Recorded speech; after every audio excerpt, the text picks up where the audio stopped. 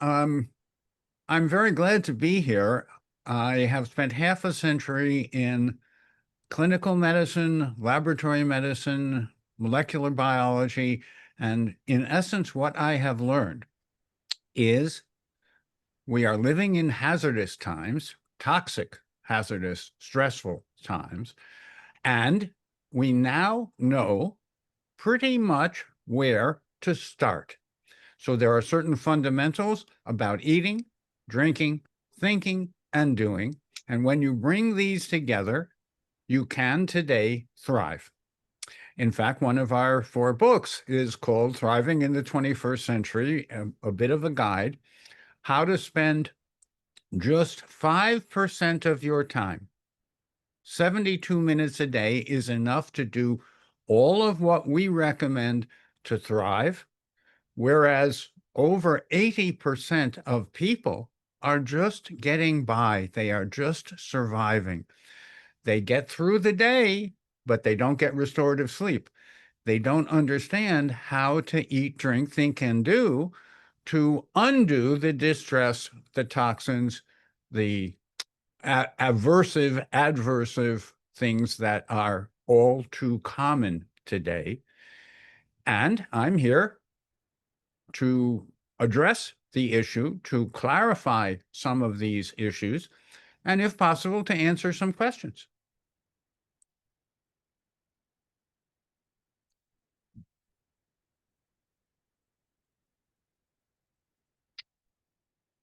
So, what is it? What is the difference between thriving and surviving? Let me give you some examples. I get restorative sleep. I keep my bedroom dark, free of devices, and I wake up in the morning with the sun when the sun wakes me up, and I am joyful about looking forward to whatever can happen today, to what I'm about to help other people to thrive. And I start the day with something wet and warm. For example, I might have a cup of coffee, or I might have a cup of peppermint tea, or I might have a cup or a mug of hibiscus tea. These are heart-friendly, brain-friendly, gut-friendly. These are ways to start the day. 1 cup of coffee in the morning, especially if it's uncontaminated, if it's fresh ground, if it's organically grown, has been shown to be helpful. But if you need more caffeine during the day, you should practice relaxation response, mindfulness practices, meditation, or prayer for 20 to 30 minutes once or twice a day. And we recommend you use an LED green light, a specific green light that goes into the retina, into the eye, and then directly those nerve cells, those neurons, go into the pineal. The pineal gland is the helpful controller of the pituitary, which is considered to be the master gland that tells your thyroid, your adrenals, your ovaries or testes, your pancreas, the other organs of the body respond to signals that come out of the pituitary. But the pituitary is guided by the pineal. And green light, specifically green, to counteract the excess blue light that we get from screens and other devices, is more than helpful. It actually balances out our neurohormones. It raises our dopamine. It raises naturally our serotonin and melatonin derived from tryptophan. Taking exogenous melatonin and serotonin is not recommended for many, many reasons, but the natural way, converting tryptophan what we call sleep guard, into serotonin and melatonin where and when needed is helpful. If you take the exogenous form, that suppresses the internal production. So that is a kind of pharmacology that we today suggest you not do. And we want to balance out adrenaline with these other neurohormones. A little bit of adrenaline is good. And I will just mention that there is a third choice. You might have heard that the choices are to fight or to flee. What about a third choice? Fortitude. We recommend developing fortitude in the ways that I'm talking about because you can then thrive. You can then enjoy your day. You can feel the stress relief and feel the enhanced ability to function. Now, what do I eat and when? Now, for me, I eat one meal a day midday, but I hydrate throughout the day. And later in the day, I have rose petal tea or pu'er tea or mixed herbal tea or white silver needle tea. These are specialized, aromatic, delicious teas. And it turns out that what you smell has a profound effect on your brain and your digestion. So I want my digestion to work well. What I have in the evening comes out the next morning. The digestive transit time should be 12 to 18 hours, but typical of Americans in industrial society, digestive transit time can be 3 to 7 days, which means that you retain waste products in your body that can cause chemicals, harmful chemicals, to be absorbed by the body. But when you have a healthy transit time of 12 to 18 hours, you get rid of the waste promptly and effectively. Hydration, I've already explained the essence that I think you should be sipping on something throughout the day. I'm sipping on something right now. Keeping hydrated is very important. When I was at the clinical center of NIH, we showed that even a small 1, 2, or 3% dehydrated, which is all too common today, has a terrible burden effect on your heart and blood vessels, on your brain, your gut, your digestion, your organs, and your muscles. So if you want to get the most out of your activity, stay hydrated. Now, what about what I refer to as relaxation response or meditation or mindfulness practice or prayer? These have all been shown and documented scientifically and clinically to be beneficial, to balance out stress, to reduce your cortisol, to raise your DHEA. So we can be proactive. At my home, we have a 15-year-old permaculture biodynamic food forest. Most of the herbs and some of the vegetables that we eat, right now it's watermelons, come from our garden. And I get great joy out of going out each day, walking around in the garden. The spongy soil is rich with nutrients. We don't need fertilizer. We provide hardwood mulch and a bit of mushroom compost once or twice a year. And the rest of the time, nature nurtures us. This permaculture food forest was started by my son 15 years ago, and it's pretty much self-sustaining now. We have returning every year cucumbers, pickles, tomatoes, This year, we were blessed with lots of melons, watermelons, cantaloupes, and honeydew.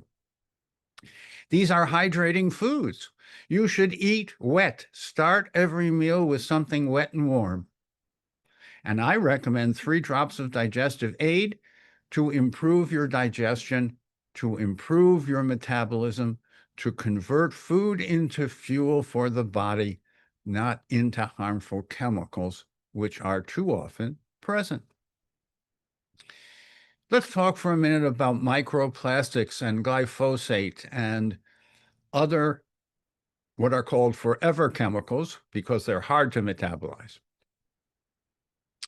You can reduce by 80% your exposure by following the guidance that we have in Thriving in the 21st Century, the book. That's available on Amazon in multiple formats. And in addition to enjoying that process, you feel lighter. You feel more enabled. You want to get up and move around. If you're in front of a screen, I suggest you have a timer. And for 5 minutes every hour, you get up, look about, hydrate, communicate, enjoy. That undoes most of the harm of sitting. And today, sitting is the new tobacco smoking. It is as harmful as the reference standard for harm, which is tobacco smoking. So if you sit for too long each day, you will regress. If you get up for 5 minutes every hour, you will progress. These are relatively simple ways that you can incorporate health-promoting behaviors and activities into your daily routine. Just a few minutes here and there is enough when you understand what and why you want to do this. I mentioned thinking, and I do include relaxation response and mindfulness practice and meditation and prayer in the thinking part of being, because we now know for sure that your thoughts reshape your body. I am fortunate in that when my predictive biomarkers, of which there are 8, when my predictive biomarkers are measured every 6 months, which is what I recommend, according to my predictive biomarkers, I am functioning at half my biological age. Well, that seems to me pretty good. When I put this information in front of my meditation teacher, who happened to be a Cambodian Buddhist monk named Bhante Dharmawara, we have a book out about my experiences with him. When I put this predictive biomarker information in front of him, he was 90 plus years of age, and he was functioning like a 35 to 40-year-old adult. He looked at me and smiled and said, 40, that's a good age. The point is that your lifestyle shapes your perception, your body, your mind, your digestion. All of you is influenced by the thoughts you have. So if you're worried, if you're living in the past and therefore depressed, if you're living in the future and therefore anxious, I suggest becoming a nowist.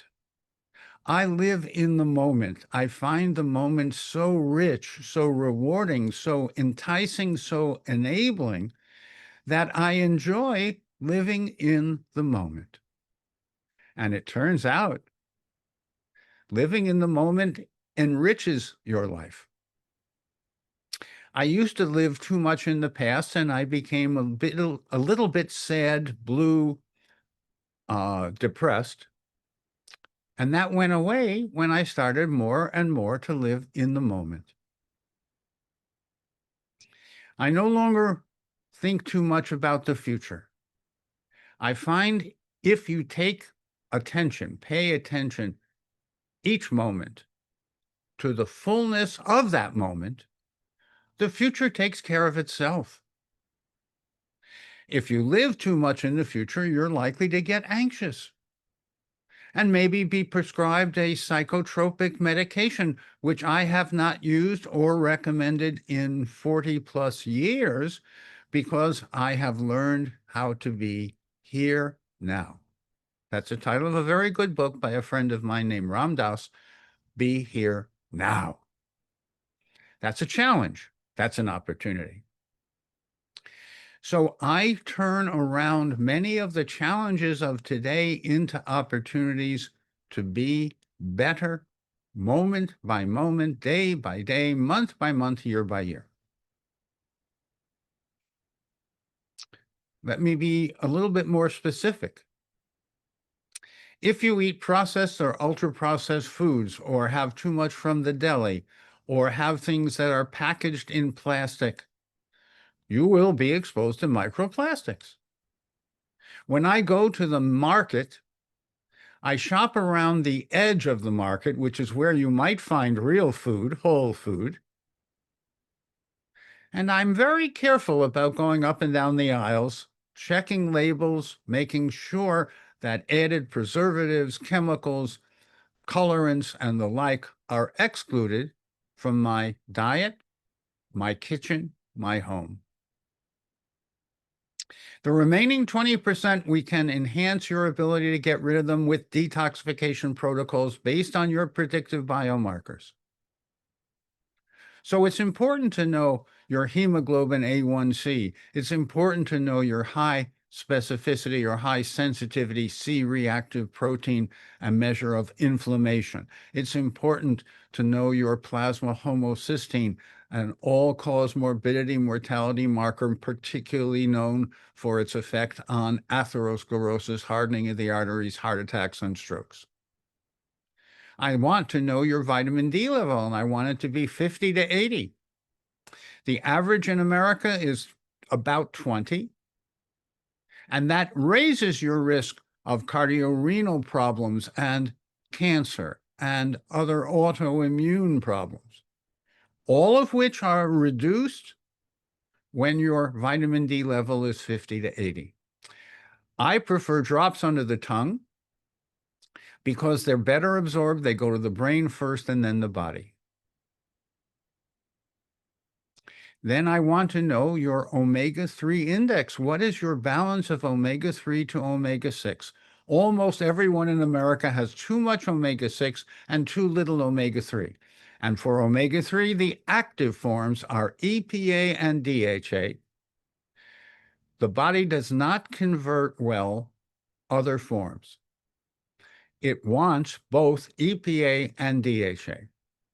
What some people say is EPA for body and brain and DHA for brain and body, because much of your brain is made up of these essential fats, and they need to be renewed on a daily basis. And then there's a measure of DNA oxidation called 8-oxoguanine. It's important to know whether your DNA is being oxidized, because then you need more antioxidants. Antioxidants prevent free radical damage. Then I want you to check your pH in the morning. I want you to check your urine pH in the morning. After rest, it should be 6.5 to 7.5. That's the golden mean. That's the average that is healthy. If it's below that, you should take more magnesium and choline citrate. If it's above that, you should address catabolic illness. We have long known that stress and surgery and many procedures leave the person in a catabolic state. That means tearing themselves down. You can reverse catabolic illness by following our How to Thrive in the 21st Century guidance, which means how to balance out hormones and neurochemicals, how to have healthy digestion, because your gut is very much connected to the rest of your body, especially your brain. In fact, there is a second brain in the gut, and half of your immune defense and repair system lines the gut.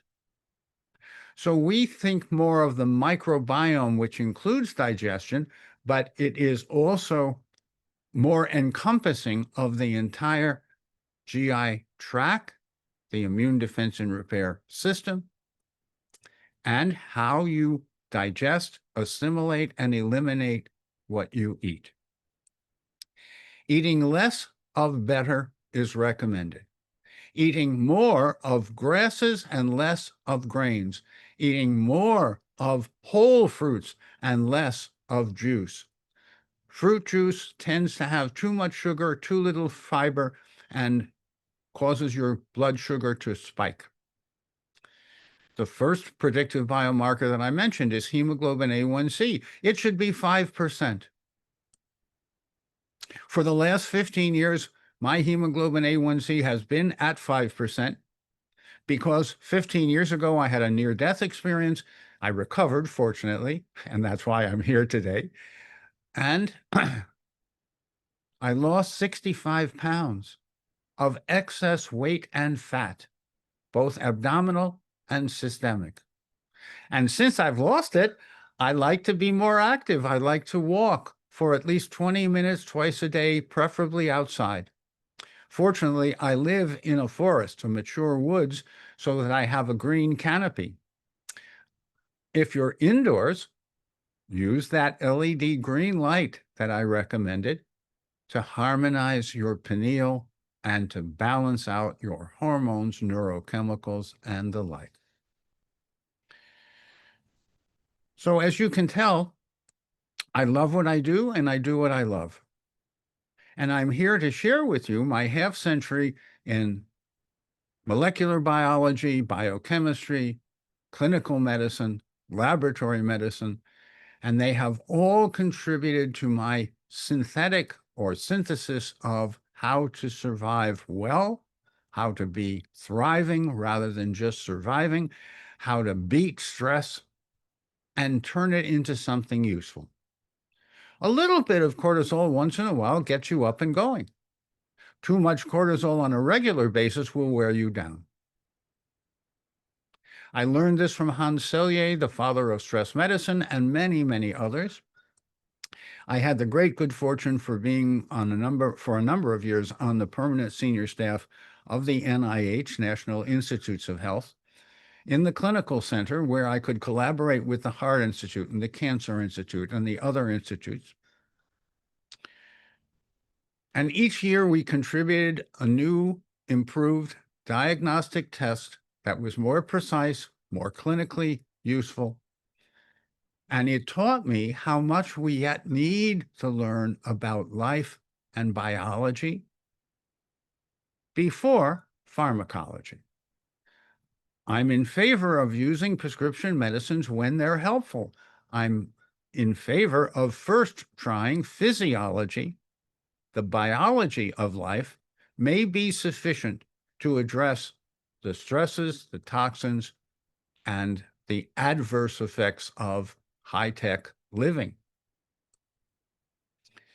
As you can tell, I'm excited about today and more excited that I'll be able to continue for a long period of time functioning and feeling well. To be alive is important. To thrive is possible and, I think, desirable. So let me be a little bit more clear about eating whole foods in a wide variety of ways. I include nuts and seeds in my diet regularly. I include fungi and mushrooms. We actually have 7 mushroom guilds here at my home. Sometimes we can harvest shiitake mushrooms and have them fresh. Mushrooms are good. Fresh mushrooms are better. We also want to have a life of variety, a life that includes what you love to do. It turns out if you like what you do, it's much more, 5 to 10 times more helpful than if you're doing it because someone taught you you should, or it's just an obligation. So I'm in favor of freeing you from obligations and engaging you in what you truly enjoy.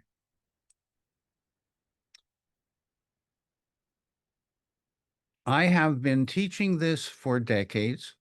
It's becoming, fortunately, better appreciated, better documented, scientifically, clinically, medically. And it's been my privilege to be one of the leaders in recognizing that we should use biology and biochemistry, we should use molecular biology and habits of daily living to renew, repair, rehabilitate, resuscitate ourselves, and to recycle what can and needs to be recycled in our body and in our life. Now, this does include personal care. It turns out that personal care products are among the most contaminated, and following EWG or other online guides, you can choose healthier, less contaminated personal care products. So, I have tried to give you an overview and insight into how and why I recommend what I do, how and why I live the way I do, and I want you to join me in a revolution, because thriving requires changes in your kitchen, your personal care, your bedroom, your lifestyle. And your lifestyle is determinative. Your lifestyle determines much of your vitality, how you either survive or thrive. So it's been my privilege to be part of this GW Resilience and Wellbeing Center presentation. I am deeply impressed with what you have done at GW to be a leader in living and loving well. Thank you.